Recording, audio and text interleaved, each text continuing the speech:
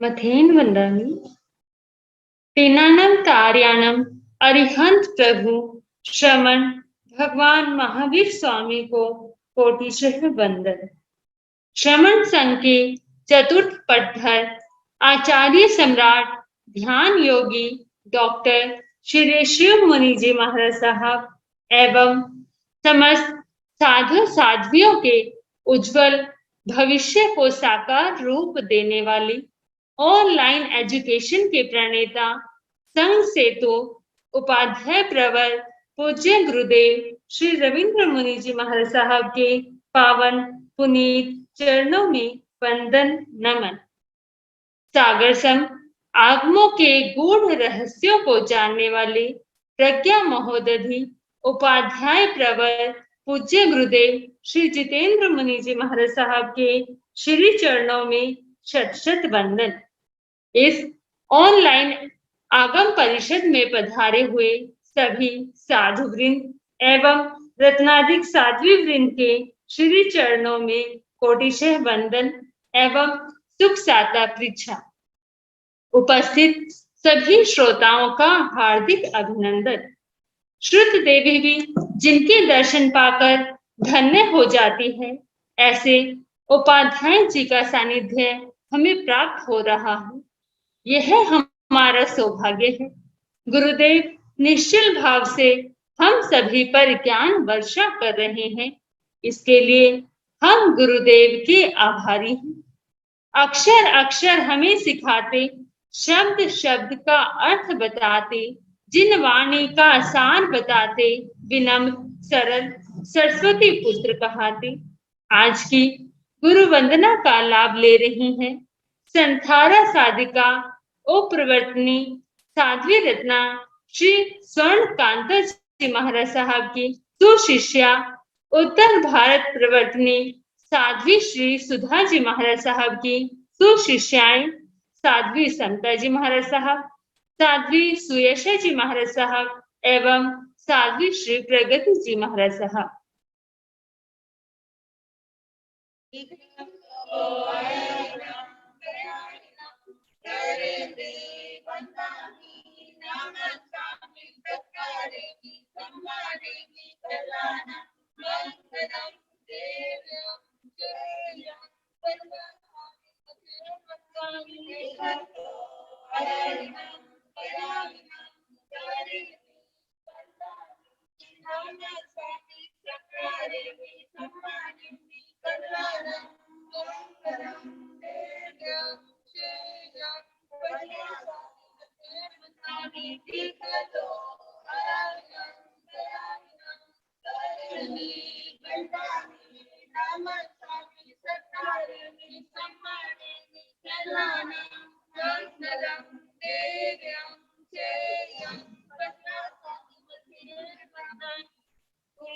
ज्ञान का दान देने की कृपा कीजिए।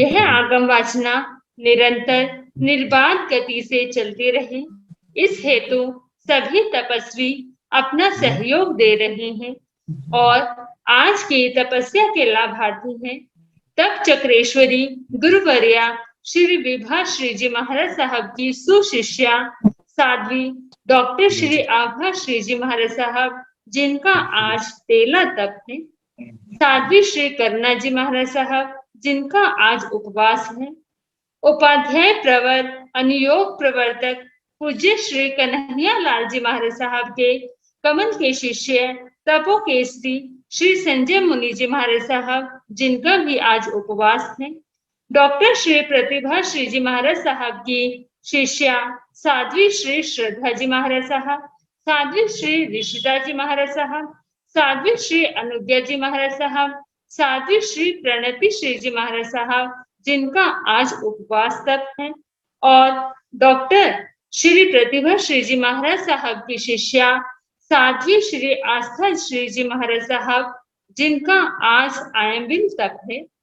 श्रमणी सूर्या उत्तर भारतीय प्रवर्तनी डॉक्टर श्री सरिता जी महाराज साहब की सुशिष्या घोर तपस्विनी डॉक्टर श्री शुभा जी पिंकी जी महाराज साहब, जिनका भी आज उपवास है। आगम रसिका साध्वी श्री प्रेक्षा जी महाराज साहब की सुशिष्या युवा तपस्विनी साध्वी श्री जया ज्योति जी महाराज साहब, साधना के शिखर पूज्य श्री पुष्कर मुनि जी महाराज साहब की सुशिष्या श्री प्रियदर्शना जी महाराज साहब की शिष्या श्री विचक्षण श्री जी महाराज साहब एवं श्री मोक्षदा जी महाराज साहब, जिनका भी आज उपवास तप है। साध्वी श्री समता जी महाराज साहब, साध्वी श्री सुयशा जी महाराज साहब, जिनका भी आज उपवास है। जिन ज्योति सरल आत्मा महासाध्वी श्री प्रतिभा श्री जी महाराज साहब की सुशिष्या महासाध्वी श्री संचिता जी महाराज साहब, जिनका भी आज उपवास है। साध्वी श्री सृजना जी महाराज साहब एवं महासाध्वी श्री प्रवीण जी महाराज साहब की साध्वी श्री हितांशी जी महाराज साहब, जिनका भी आज उपवास है। हम सभी तपस्वियों की सुखसाता पूछते हुए बार बार उनकी तपस्या की अनुमोदना करते हैं। अब मैं पूज्य गुरुदेव से करबद्ध निवेदन करती हूँ कि गुरुदेव आप पधार कर हम पर अपनी ज्ञानमयी अमृत वाणी से वर्षा करें। पधारिए गुरुदेव।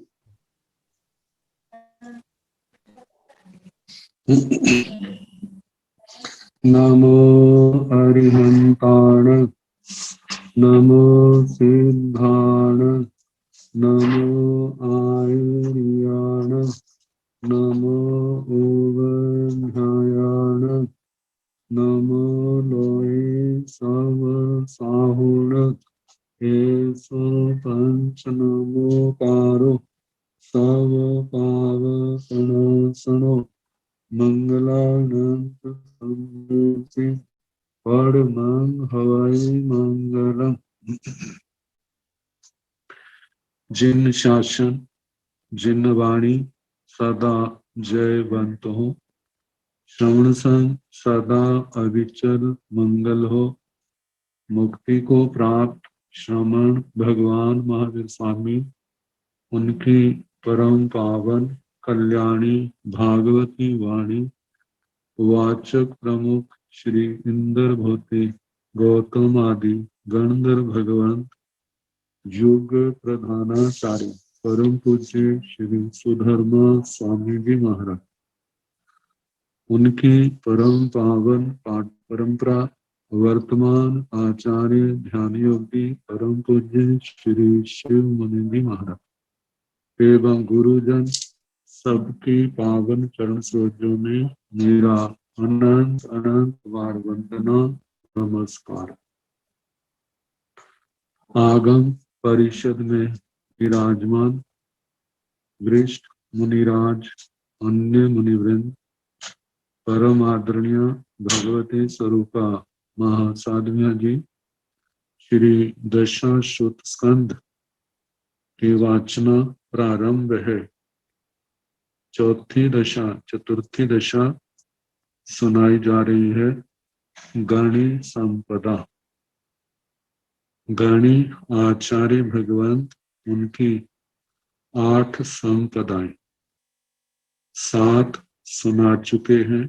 8वीं संपदा से किंतंग संगह परिन्ना नामं संपया,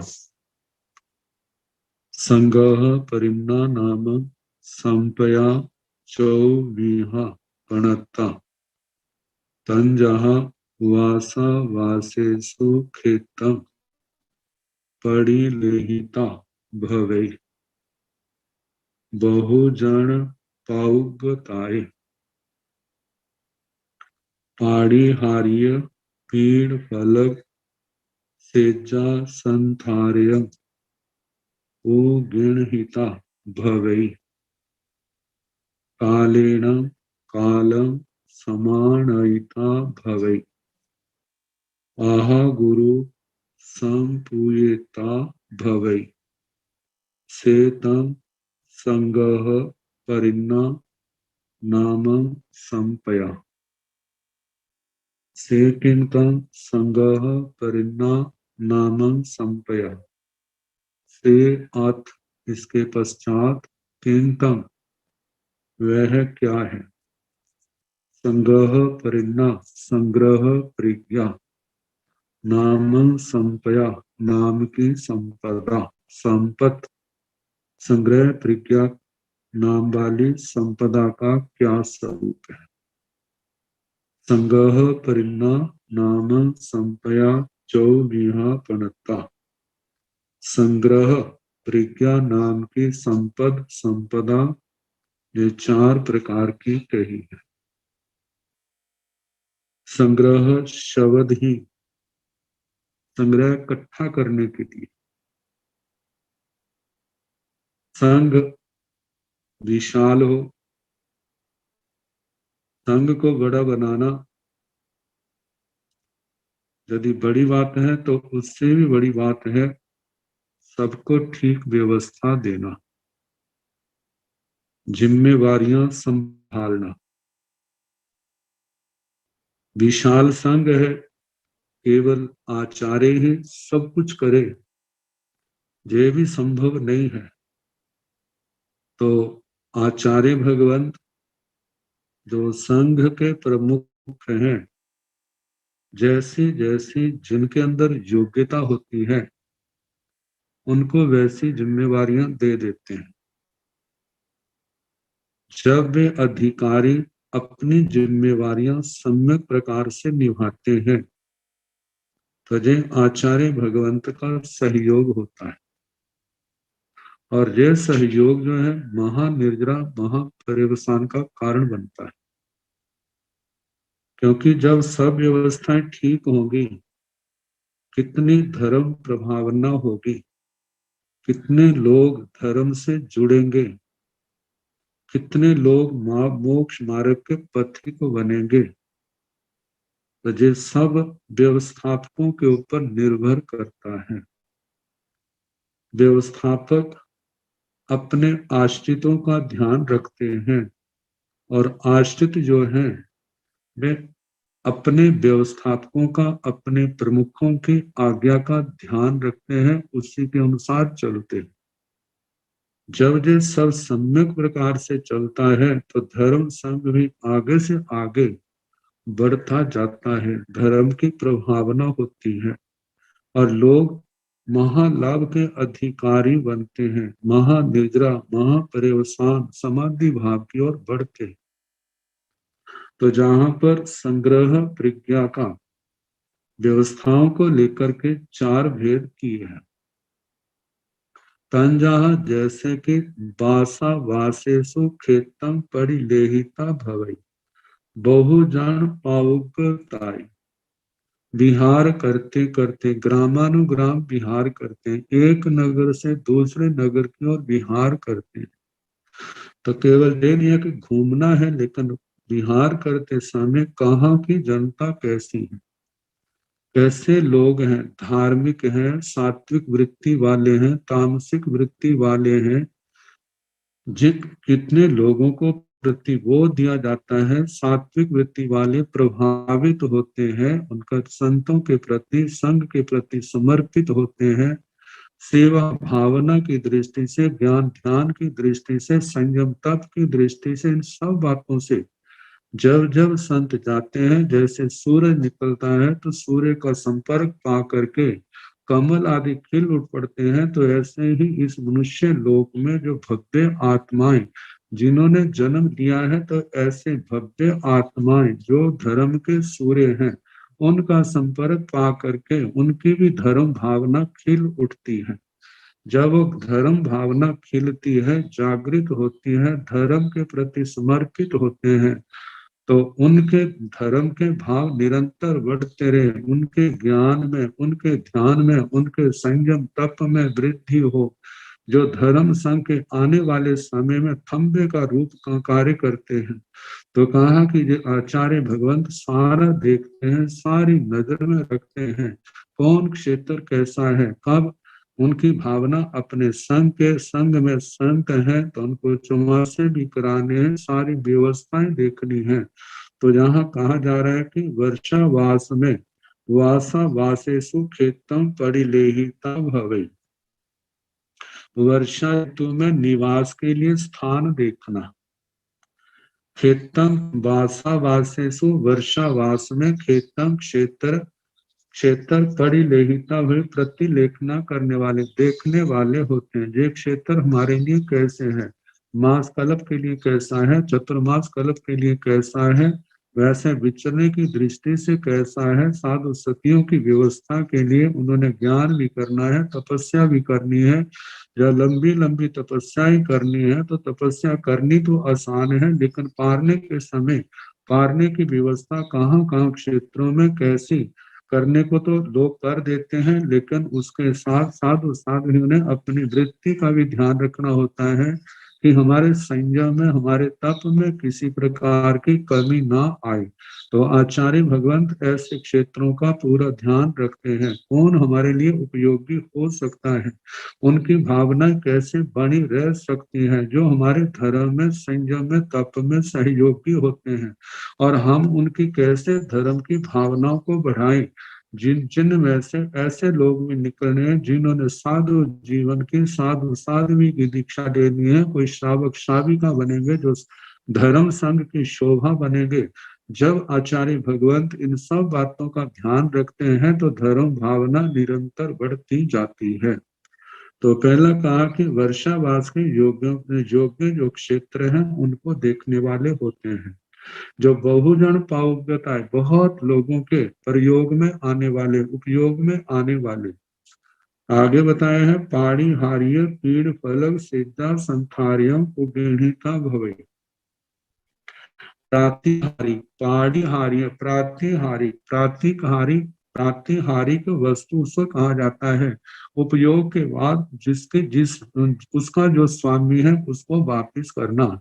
जैसे पट्टा आदि, पट्टा आदि जो भी ऐसी उपयोगी चीजें हैं, जब तक साधु साधु ही अपने क्षेत्र, उस क्षेत्र में रहते हैं, उनका उपयोग करते हैं, लेकिन जब विहार कर जाते हैं तो उसके स्वामी को वापिस देते हैं। तो इस प्रकार वह ऐसी वस्तुओं को प्रातिहारिक कहा जाता है। प्रातिहारिक की पीठ है, चौकी है, फलक पट्टा है, शैया संस्कारक है, उनका ग्रहण करने वाले होते हैं। आगे तीसरा है कालेन कालम समानहिता भवे। काल यथा समय, उचित समय पर समय के विभाग के अनुसार प्रत्येक कार्य करने वाले होते हैं। आहा गुरु संपूयता भवे। आहा गुरु का मतलब अपने से बड़ों का मान तथा पूजा करना, उनका सम्मान करने वाले होते हैं। तो सेतम संग्रह परिन्ना नामम संपया, इस प्रकार ये संग्रह प्रज्ञा नाम की संपदा 8वीं संपदा है।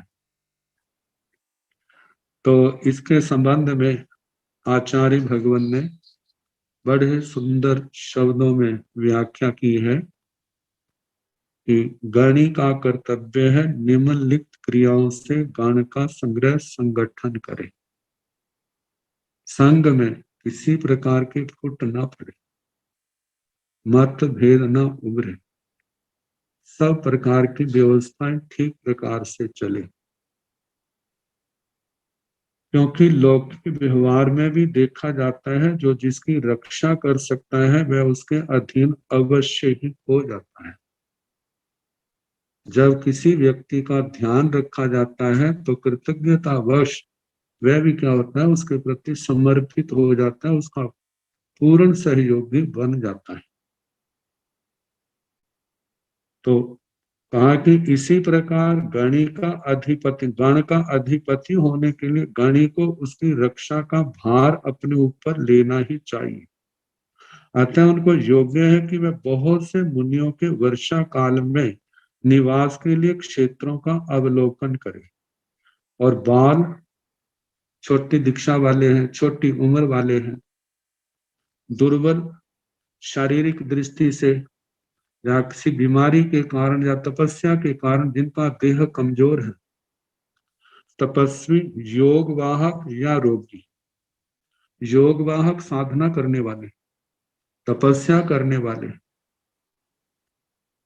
रोगी मुनियों की सुविधा का विचार क्षेत्र देखते समय अवश्य रखें, जिससे उन्हें अन्न पानी और औषध समयानुसार मिलते रहे। इसके अतिरिक्त जो शिष्य अध्ययन के इच्छुक हैं, अध्ययन करना चाहते हैं, और जहां जहां पर अध्ययन की सुविधाएं सुलभ है, अध्ययन करना चाहते हैं या अध्ययन कर चुके हैं, उनके लिए भी उचित क्षेत्र होने चाहिए। क्योंकि उन क्षेत्रों में जाएंगे, जिन्होंने अध्ययन करना है वो अध्ययन करेंगे, जो अध्ययन कर चुके हैं वो उन क्षेत्रों में जाकर के अध्ययन करवा भी सकते हैं और धर्म की प्रभावना भी कर सकते हैं। धर्म की प्रभावना से उन क्षेत्रों में दृढ़ता आती है, धर्म संघ के प्रति समर्पण की भावना आती है, और धर्म के लिए वो तन मन धन से वो निछावर हो जाते हैं। तो कहा जाता है उनके लिए उचित क्षेत्र होने चाहिए, जिससे उनका चतुर्मास में बिना किसी विघ्न के शांतिपूर्वक निर्विघ्न निभ सके। यदि उचित प्रबंध नहीं होगा तो बहुत संभव है फिर लोग क्या होंगे, संघ के अंदर रहने वाले स्वच्छंदाचारी बन जाते हैं। तो ये पहली बात कही है, क्षेत्रों को देखना। दूसरी बात कही है, उचित क्षेत्र अवलोकन के पश्चात बहुत से मुनियों के लिए उपयोग के अनंतर लौटाए जाने वाले जो प्रातिहारिक परिहारी चीजें हैं, जैसे पीठ फलक, पीठ चौकी को कहते हैं, फलक फट्टे को कहते हैं, शैया और संस्कारक आदि का प्रबंध करना भी गणी का कर्तव्य है, क्योंकि वर्षा ऋतु में पीठ फलक आदि की अत्यंत आवश्यकता है। क्योंकि इस ऋतु में अनेक जीव उत्पन्न हो जाते हैं, उनकी हिंसा ना हो जाए इसलिए वस्त्र आदि उपकरणों का स्वच्छ रहना परम आवश्यक है। यदि वे मलिन रहेंगे तो उनमें भी जीवोत्पत्ति की संभावना है, और उससे जीव विराधना सहज में हो सकती है, जो उभय लोक में अनिष्ट करने वाली, इस लोक के लिए परलोक के लिए वो हिंसा आत्मा के लिए अच्छी नहीं है। तो कहा कि इसलिए वर्षा ऋतु में उक्त उपकरणों का प्रबंध गणी को अवश्य करना चाहिए। तीसरी बात, गणी को अपने कर्तव्य से च्युत कभी नहीं होना चाहिए, कर्तव्य से विमुख नहीं होना। जिस कार्य के लिए जो समय नियत किया गया है वह कार्य उसी समय होना चाहिए। जैसे उपकरणों का उत्पादन, स्वाध्याय विधान, समय समय पर स्वाध्याय किया जाए, भिक्षाटन, गोचरी आदि की व्यवस्था, धर्मोपदेश, धर्म का उपदेश, उपचार, तपस्वी है, रोगी है, उनकी सेवा की व्यवस्था, सब कार्य अपने अपने समय में समाप्त होने चाहिए, संपन्न होने चाहिए। तीसरी बात। चौथी बात, गणी की उपाधि प्राप्त करने पर साधु को अहंकार से ग्रस्त नहीं होना, अहम भावना ना अपने अंदर आए, ताकि उन्मत्त नहीं होना चाहिए। प्रत्युत अहंकार का परित्याग कर गुरुजन जिन्होंने दीक्षित किया है, जिनसे श्रुत अध्ययन किया है, जिन्होंने शास्त्र वाचना दी है, जिनके नाम से शिष्य प्रसिद्ध हुआ, और जो दीक्षा में बड़े हैं, रत्नाकर आदि के आ जाने पर उनके सम्मान के लिए अभ्युत्थान आदि क्रियाओं से उनका सम्मान करना, आहार वस्त्र आदि से उनकी सेवा करना, यथा विधि उनकी वंदना आदि करना उनका परम कर्तव्य है। इसी को जथा गुरु पूजा कहा जाता है। कहा जाता है जब आचार्य भगवंत, गणी भगवंत अपने बड़ों के प्रति, गुरुओं के प्रति ऐसे समर्पित रहते हैं तो संघ के लिए उनका आचार ही एक उत्तम समाचारी बन जाता है, आदर्श बन जाता है। तो इसलिए कहा जाता है, इस सूत्र के इस कथन का सारांश यह निकला कि उपाधि केवल आज्ञा रूप है, उनके प्राप्त होने पर भी विनय धर्म का पालन परम आवश्यक है, जरूरी। जिस प्रकार एक राजपुत्र राजा होने पर भी अपने माता पिता की नियम से वंदना करता है, इसी प्रकार गणी को भी करना चाहिए। हाँ, यदि किसी समय गणी किसी महासभा या महापुरुषों की मंडली में बैठा हो और रत्नाकर पर दृष्टि पड़ जाए किंतु वह रत्नाकर समीप ना आवे, तो वंदना न करने पर भी अविनय आदि के भाव उत्पन्न नहीं होते। अब गणी की तो 8 संपदाओं का वर्णन हो चुका। जिन गणी के प्रति, आचार्य के प्रति संघ, साधु मुनिराज, साधु सब समर्पित है, विनय भक्ति करते हैं, सेवा जो गुरुजन फरमाते हैं वो उनके आदेश का अक्षरशः पालन करते हैं। तो ऐसों की जो भक्ति भाव है, सेवा है, जो गणी के, जिसको हम सामान्य भाषा में कह सकते हैं सिर पर कर्ज हो जाता है। अब इस कर्ज से ऋण कैसे हो सकते हैं गुरुजन, तो उन बातों का जहां पर वर्णन किया जा रहा है। कहते हैं अब सूत्रकार गणी का शिष्य के प्रति क्या कर्तव्य है इसका वर्णन करते हैं।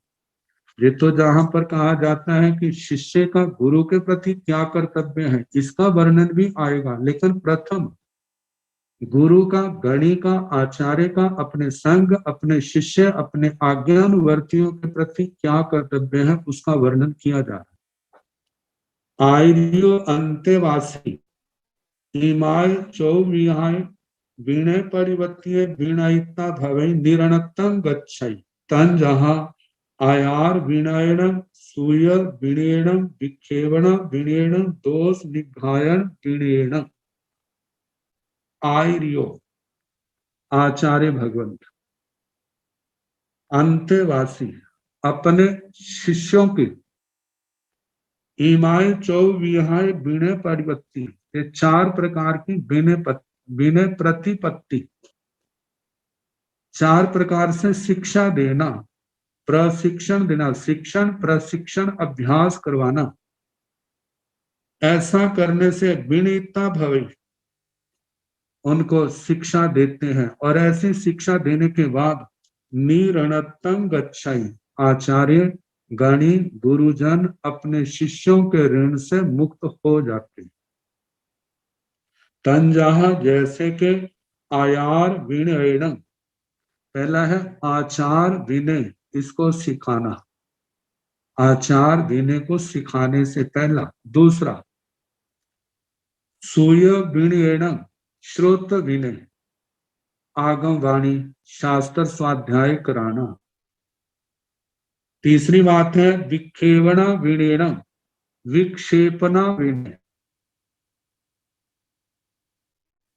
विक्षेपणा विनय में किस प्रकार आत्मा को धर्म के साथ जोड़ना, कैसे उसको धर्म के अंदर दीक्षित करना, कोई धर्म से गिर गया है तो पुनः कैसे उसको धर्म में स्थित करना, और धर्म का गौरव उनके दिल दिमाग में बैठाना, ये सारी बातें। ये तीसरी बात। चौथी बात है दोष निघायन विनयन, दोष निर्घातन, आत्मा के अंदर पैदा हुए दोषों को नष्ट करना कैसे किया जाता है। तो ये 4 बातें जब गणी इनको करते हैं तो अपने शिष्यों के ऋण से वो मुक्त हो जाते हैं। अब इन चारों बातों के 4-4 भेद करके शास्त्र का देखा जाए तो आचार्य श्री भद्रबाहु स्वामी जी महाराज ये सारा उपकार कर रहे हैं, भगवान के पावन प्रवचन का आश्रय देकर के हम सबको बता रहे हैं। तो पहली बात है, पहली विनय आचार विनय से किंतन आयार विनय। आचार विनय का क्या स्वरूप है। आयार विनय चौविहे प्रणत्य तन जहां संयम सामायारी जावी भवे, तब सामायारी जावी भवे, गण सामायारी जावी भवे, एकल विहार सामायारी जावी भवे, सेतन आयार विनय, से किंतन आयार विनय। आचार विनय का क्या स्वरूप है। आयार विनय 24 प्रति, आचार विनय 4 प्रकार की कही है। तन जहा जैसे कि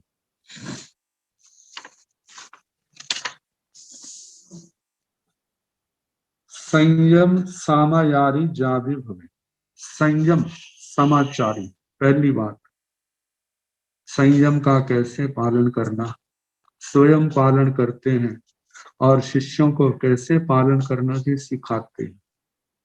संयम का गौरव क्या है, संयम का हमारी आत्मा के लिए क्या महत्व है, और संयम के कारण से आत्मा का क्या नुकसान होता है, और संयम की विराधना से आत्मा कैसे पतित होता है, कैसे दुर्गतियों का सामना करना पड़ता है, और जो संयम का आराधक होता है, कैसे वो सदगति का भागी बनता है, कैसे जन्म मरण के क्लेशों को दूर करता हुआ एक दिन जन्म मरण के चक्कर से सदा के लिए मुक्त हो जाता है।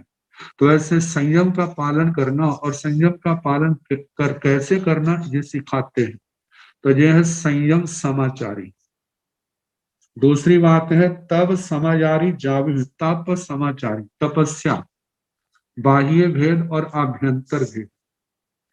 एक तो सिखाना, एक तो जे कराना, जे तपस्याएं होती है ऐसे होती है और कैसे कैसे की जाती हैं। संघ के अंदर अनेक मुनि होते हैं जो तपस्याएं करते हैं, साधुएं तपस्या करती हैं, जैसे शास्त्रों में वर्णन आता है। तो उनको देखना, देखो जे ऐसी इनकी जे तपस्या चल रही, इनकी जे तपस्या चल रही। नव दीक्षितों को जिन्होंने संयम के क्षेत्र में आए उनको सब दिखाते हैं और उनको देख करके जैसे प्रैक्टिकल देख करके जल्दी बैठ जाता है दिमाग में। ऐसे जब देखते हैं, गणि महाराज आचार्य भगवंत स्वयं तपस्या करते हैं, तपस्या करने वालों की अनुमोदना करते हैं। तो कहा ऐसा करने से तप समाचारी के जो भाव हैं वे अपने शिष्यों के दिमाग में अच्छी तरह बैठा देते हैं। जैसे हमने अब देखा कि जब गुरुजन नए नए आए थे, हमें तपस्या का कोई बोध नहीं था। गुरुजन अपनी क्षमता के अनुसार कभी आइमिल है, कभी व्रत है, कभी ऐसे तपस्या किया करते थे। ये तपस्या होती है, इससे पाप कर्म कटते हैं, इससे आत्मा शुद्ध होती है, जो समाधि भाव का कारण बनता है। इस तपस्या से जीवन में निर्विघ्नता आती है, अंतराय दूर होते हैं, हमारा मोक्ष मार्ग जो है निर्विघ्न बनता है, आत्मा में समाधि पैदा होती है। ये सारी बातें स्वयं तपस्या करते भी हैं और साथ में बताते भी जाते हैं। और जो तपस्या करते हैं उनकी अनुमोदना करते हैं, उनका प्रोत्साहन करते हैं। तो इस प्रकार तप समाचारी का आराधन करना, उनको सिखाना तपस्या के संबंध में। और तीसरा है गण समाचारी जावे भाई, गण की समाचारी, गण के अंदर कैसे रहना है, कैसे कैसे मतलब अपनी साधना करनी है, इसके संबंध में। और चौथा है एकल विहार समाचारी जावे भाई, एकल विहार प्रतिमा, एकल विहार प्रतिमा कैसे धारण करते हैं, एकल विहार प्रतिमा करने के बाद कैसे साधना करनी है, इसके संबंध में बताया जाता है। तो कहा इस प्रकार सेतंग आयार विनय, इस प्रकार आचार विनय का स्वरूप हुआ। अब तो इसमें आचार्य भगवान पूज्य श्री आत्माराम जी महाराज ने प्रमाण चारों प्रकार की जो आचार के संबंध में कैसे कैसे इसका पालन करना, तो इसके संबंध में पहले संयम समाचारी के संबंध में बताया है।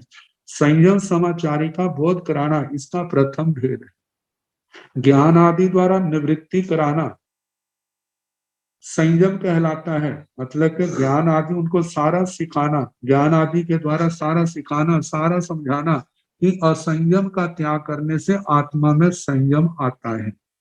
तो असंयम क्या चीज है, जिसके अंदर ये बताया था 5 आश्रम स्थान पहले हैं, जैसे प्राणातिपात, मृषावाद, अदत्तादान, मैथुन, परिग्रह, इनका परित्याग करना, 5 इंद्रियों को अपने वश में करना, श्रोत्र इंद्रिय, चक्षु इंद्रिय, घ्राण इंद्रिय, रसन इंद्रिय, स्पर्श इंद्रिय, इन 5 इंद्रियों को अपने विषयों से जो उत्कट विषय है उससे अलग करना, अपने आत्मा को मानो कभी आ जाए जिनके कारण से राग द्वेष पैदा होता है, तो उस समय अपने आप को बचाना, अपने आप को स्वाध्याय आदि से जोड़े रखना, सेवा में, संतों की सेवा में रहना, अपने शरीरों के जो दीक्षा वृद्ध हैं, बड़े हैं, उनके पास रहना, उनके पास रहने से जिस चीजें सारी आसानी से सीखने में आ जाती हैं।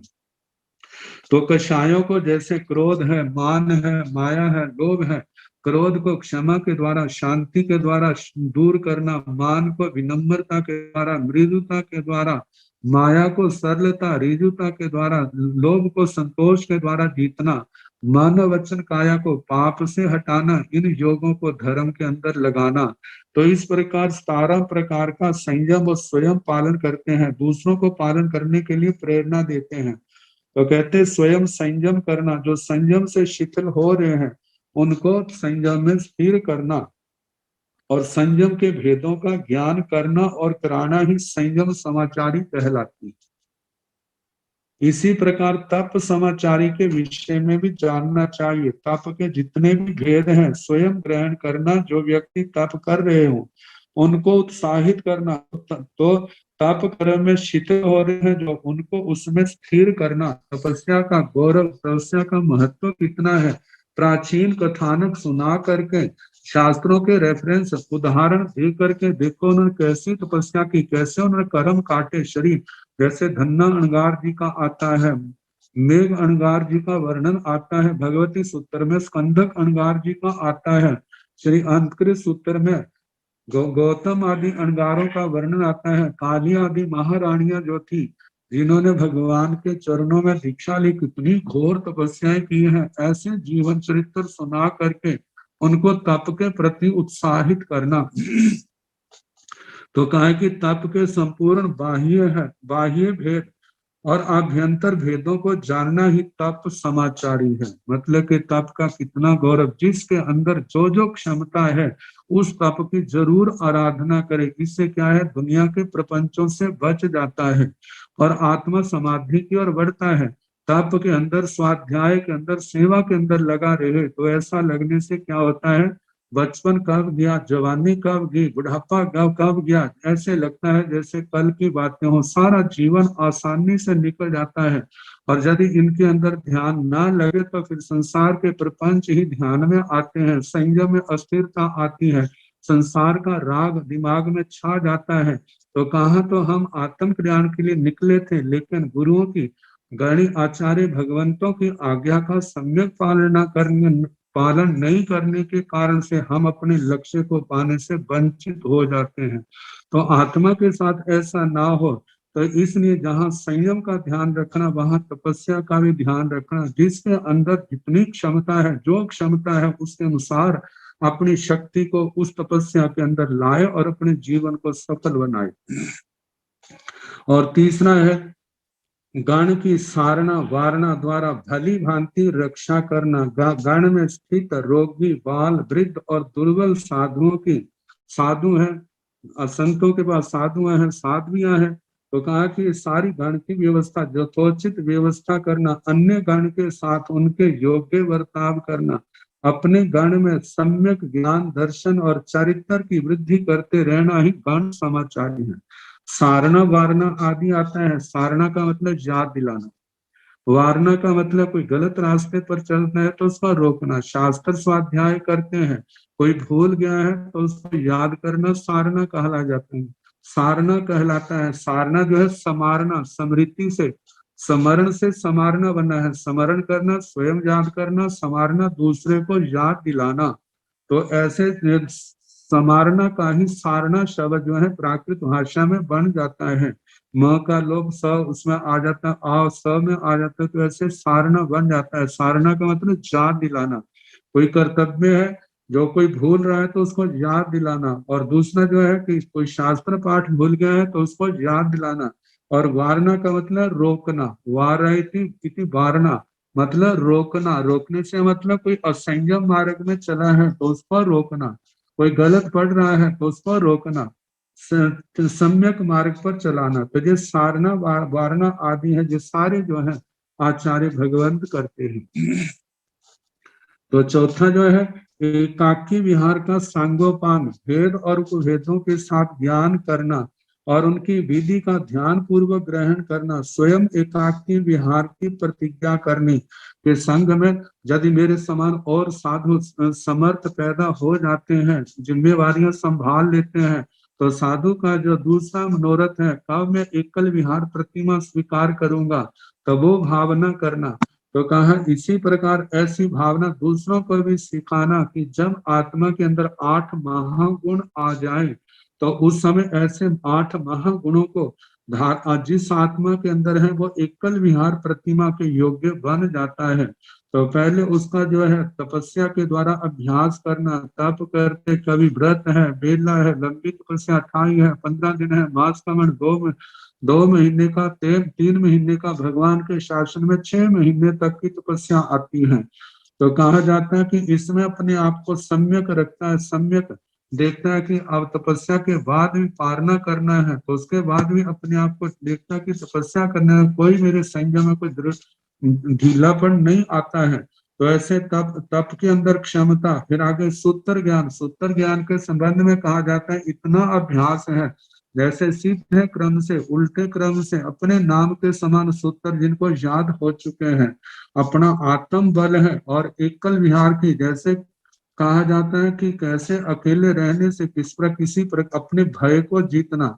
ऐसे कहा जाता है कि रात के समय जब साधु सो जाते हैं तो वो अकेले खड़े जा करके ध्यान करते हैं, स्वाध्याय करते हैं, अपना सूत्रागम है अर्थागम अपने स्वाध्याय आदि का ध्यान रखते हुए।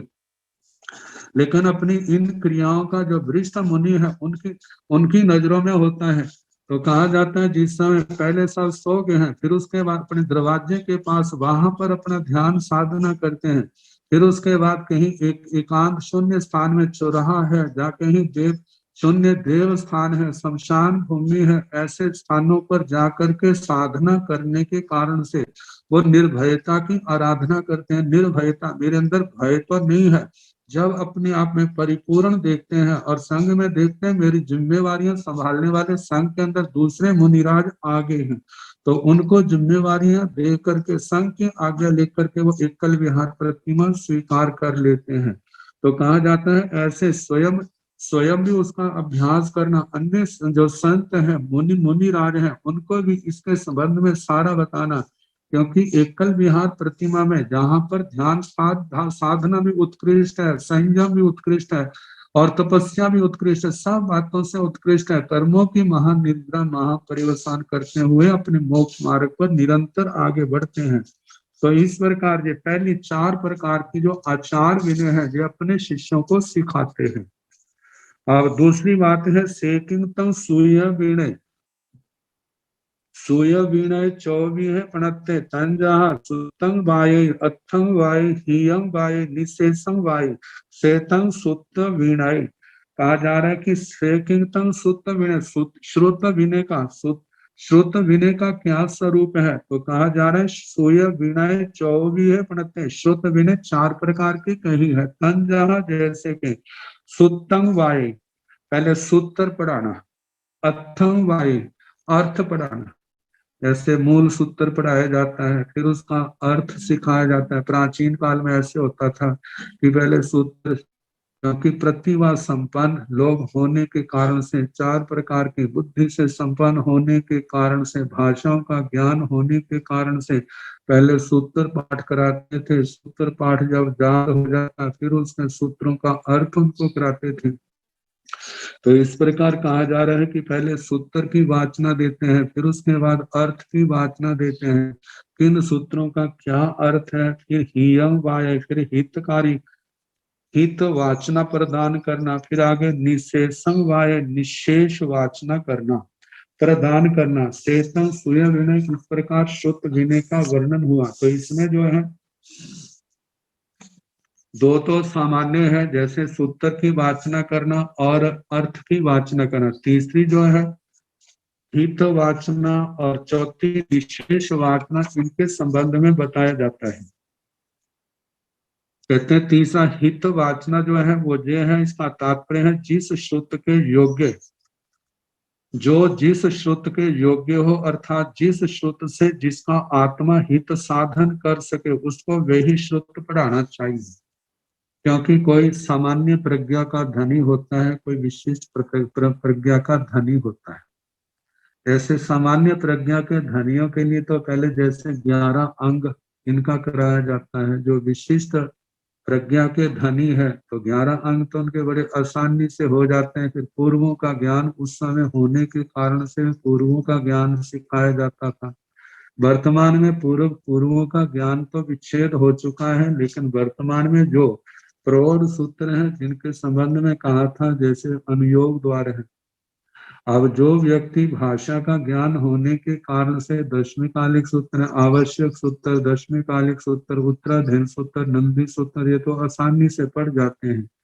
और उपदेशात्मक सूत्र है, कथात्मक सूत्र है, इनको भी आसानी से समझ जाते हैं। लेकिन जो प्रौढ़ सूत्र है जहाँ भांगों आदि का वर्णन चलता है, तत्वों की गहन चर्चाएं चलती है, जैसे अनुयोग द्वार है, जीवा विगम सूत्र है, प्रज्ञापना सूत्र है, भगवती सूत्र है, स्थानंग आदि सूत्र है, जहाँ पर परिभाषाओं का एक प्रकार से संग्रह है, शब्दों की व्याख्या की विशेष आवश्यकता पड़ती है। तो कहा जाता है कि प्रौढ़ सूत्र जो है इनको पढ़ने के लिए दिमाग भी उतना ज्यादा होना चाहिए। तो आचार्य भगवंत गुरुजन जैसा उचित समझते हैं उसी के अनुसार उनको वैसा ही शुद्ध ज्ञान सिखाते हैं। तो बताया है कि जिसके अंदर जैसी योग्यता है उस योग्यता के अनुसार उनको शास्त्र ज्ञान सिखाया जाता है, उनको पढ़ाना चाहिए। यदि अध्ययन करने वाले की योग्यता के बिना देखे ही उसको पढ़ा दिया जाएगा तो उसकी आत्मा का अनिष्ट तो होगा ही, साथ ही शुद्ध की भी हानि होगी। जिस प्रकार जैसे बताया था ना, कच्चे घड़े में दूध आदि पदार्थ रखने का रखकर पदार्थ और घड़े दोनों से हाथ धोना पड़ता है, दूध भी खराब होगा और साथ में वो घड़ा भी, घड़े पर जो इतनी मेहनत करके बनाया था लेकिन अभी पक्का नहीं है, तो ऐसे वस्तु डालने से दोनों ही चीजें खराब जाएंगी। तो बताया उसी प्रकार शिष्य और श्रुत के विषय में भी जानना चाहिए। अतः अध्यापन से पूर्व शिष्य की योग्यता और हित अहित अवश्य देख लेना चाहिए। हित अहित के विवेक से पढ़ाया हुआ श्रुत दोनों में हितकर होता है। व्याख्यान देते हुए भी ऐसा ही व्याख्यान देना चाहिए जिससे उपस्थित जनता को लाभ हो। शिष्य की योग्यता का परिचय करते हुए उसकी बुद्धि और अवस्था का भी अवश्य ध्यान रखना चाहिए। तो जो तीसरा है वाचना का, श्रुत विनय का तीसरा भेद, जिसको हित वाचना के नाम से कहा। और चौथा जो है निशेष वाचना, निशेष वाचना में आता है। इसके अनंतर निशेष वाचना का विषय, निशेष वाचना में ये तो प्रौढ़ है, जैसे प्रमाण, नय प्रमाण, चार प्रकार के प्रमाण जैसे बताया था, प्रत्यक्ष प्रमाण, दूसरा है अनुमान, तीसरा है आगम प्रमाण, शब्द प्रमाण भी कहा जाता है, चौथा है उपमान प्रमाण। जैन तत्व प्रकाश में आचार्य श्री अमोलक ऋषि महाराज ने बड़े अच्छे ढंग से इनका वर्णन किया हुआ है। और दूसरा है निक्षेप, निक्षेप में नाम, स्थापना, द्रव्य, भाव आदि को लेकर के इस शैली से जो वर्णन किया जाता है।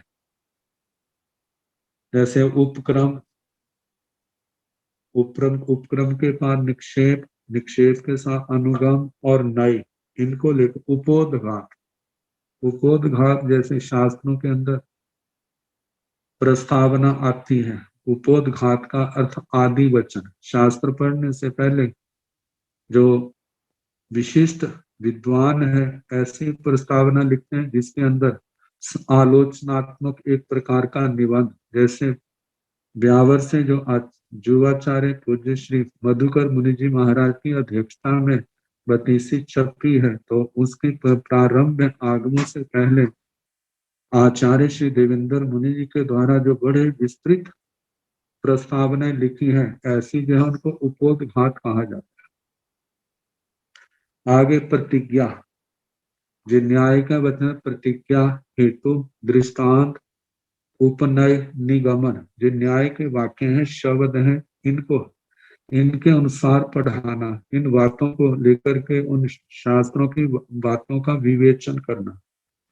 तो आगे बताया है कि साथ ही जैसे महाभाष्य, भाष्य आदि होते हैं, भाष्य की शैली होती है, जैसे संहिता पाठ, मूल पाठ कराया जाता है।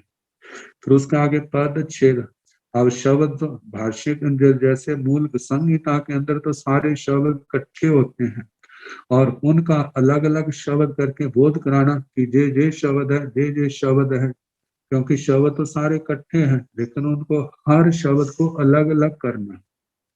फिर उसके आगे बताया पदार्थ, पदार्थ का मतलब एक एक शब्द का अलग अलग अर्थ बताना, इस शब्द का ये अर्थ है, इस शब्द का ये अर्थ है, इस शब्द का ये अर्थ है, तो ये क्या है, पदार्थ है। और चौथा है पद विग्रह, पद विग्रह का मतलब जो समस्त समास में शब्द समस्त पद हैं उनका विग्रह करना। कैसे विग्रह करना, जैसे राजपुरुष है मतलब कि राज्ञा पुरुष है, ये विग्रह बना, ऐसे ऐसे अलग अलग प्रकार के होते हैं, तो उनका उनका हर उन शब्दों का जो समस्त पद हैं उनका विग्रह करना, अलग अलग करके बताना। और जिस समय विग्रह कर देते हैं उसके बाद अर्थ निकालना और आसान हो जाता है। तो ये व्याकरण शास्त्र में जो समास प्रकरण है उसके अंदर ये सारी बातें बताई जाती हैं। चालना, पढ़ते समय कई बार ऐसा होता है जब पढ़ाते हैं शिष्यों को स्वयं शंका पैदा होती है, और जब शंका पैदा होती है तो गुरुजन वो पूछते हैं, गुरुजन उसका उत्तर देते हैं। कभी ऐसा होता है पढ़ते समय शिष्यों को तो शंका पैदा नहीं होती, लेकिन पढ़ाते समय गुरुजन स्वयं शंका उठाते हैं। जब स्वयं शंका उठाते हैं, शंका कैसे उठाते हैं, उनसे प्रश्न पूछते हैं, अच्छा जी जहाँ पर ऐसा वर्णन किया है तो इसका क्या मतलब है, इसका कैसे मतलब है, यदि ऐसी बात हो तो उसका कैसे उत्तर देना। तो ऐसे प्रश्न करके उनके मन में उनकी जिज्ञासा को जागृत करते हैं।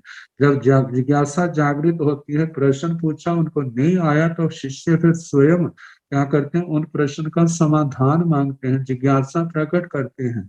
तो कहा जाता है फिर गुरुजन क्या करते हैं, उनका उत्तर देते हैं। जैसे स्थानक सूत्र में एक स्थान पर प्रसंग आया है, कहा जाता है कि भगवान ने अपने शिष्यों को बुला करके पूछा, किम भया पाणा, प्राणियों को भय किससे लगता है। तो कहा जाता है गौतम स्वामी आदि अणगार वो सोचने लगे, भगवान पता नहीं कौन सी अनमोल बात हमारे को समझाएंगे, तो हम कुछ, कोई मैं कुछ कहूंगा दूसरा कुछ कहेगा, ऐसे समय जाएगा, कितना अच्छा हो हम भगवान से ही पूछें, फिर भगवान उत्तर देंगे, वो बात क्या होगी, निश्चित होगी। तो गौतम स्वामी जी महाराज ने वंदना करके कहा, भगवान आपसे को कोई गिलानी ना हो, इसका सही अर्थ तो हम नहीं जानते, आप श्री जी ही कृपा करो कि प्राणियों को भय किससे लगता है। तो भगवान ने कहा, दुख भया पाना, प्राणियों को दुख से भय लगता है।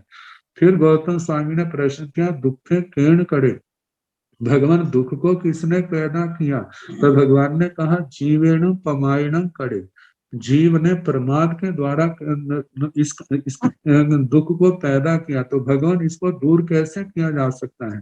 तो भगवान ने कहा, अपमायण, प्रमाद का त्याग करने से। तो इस प्रकार शंका, चारणा का मतलब होता है शंका उठाना, प्रश्न जिज्ञासा पैदा करना और उसका समाधान करना। आगे प्रसिद्धि है, प्रसिद्धि का मतलब होता है समाधान करना।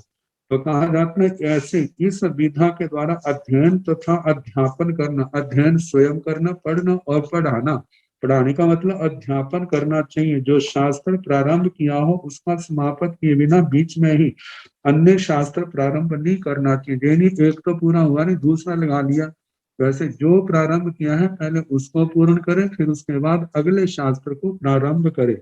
तो विघ्नों के उपस्थित होने पर भी प्रारंभ किए हुए शास्त्र की पूर्ति अवश्य करनी चाहिए। तो इस प्रकार ये श्रुत विनय के 4 भेद हुए। सूत्र को का पढ़ाना, अर्थ का पढ़ाना, हित वाचना का पढ़ाना और निशेष वाचना, निशेष का मतलब पूर्ण वाचना का पढ़ाना। तो इस प्रकार दूसरी विनय का वर्णन हुआ। अब तीसरा आएगा सेकिंग विक्षेपणा विक्षेपणा विनय का। इसके संबंध में मंगल पाठ, नमो हरिहंताण, नमो सिद्धाण, नमो आयर्याण, नमो ओवधायाण, नमो लोये सब साहुणं, ऐसो पंच नमोकारो सब पाव पणासनो, मंगलानंद सम्मेति परमं भवै मंगलम्।